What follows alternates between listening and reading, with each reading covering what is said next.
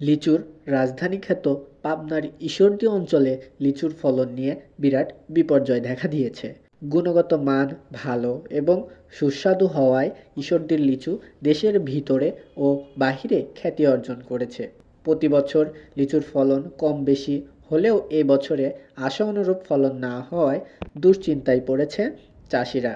উপজেলার জয়নগর, মানিকনগর, শাহাপুর, মীরকামারী, আওতাপাড়া, বড়ইচাড়া এবং চরমিরকামারী এলাকায় সরজমিনে গিয়ে দেখা মেলে অধিকাংশ গাছের লিচুর মুকুল আসেনি। বিশেষজ্ঞরা জানান, এমন বিপর্যয়ে চাষিদের কাছে অচেনা, এমনকি শতবর্ষেও এমন অবস্থা দেখা যায়নি।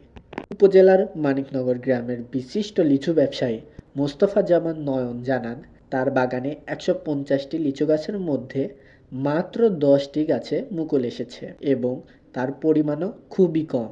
গত বছর তিনি ৯ লক্ষ টাকার লিচু বিক্রি করেছিলেন, তবে এবছর মুকুলের অভাবে এই আয়ের আশা আর করছে না। ব্যবসায়ীদের দাবি, প্রতি বছরই লিচুর ব্যবসা করলেও এবছর মুকুলের অভাবে বাগান কিনে ব্যবসা করা সম্ভব হচ্ছে না। লিচুর ফলন কম হওয়ায় বাজারে দাম লিচুর অনেক বেড়ে যাবে বলে আশা করছে তারা।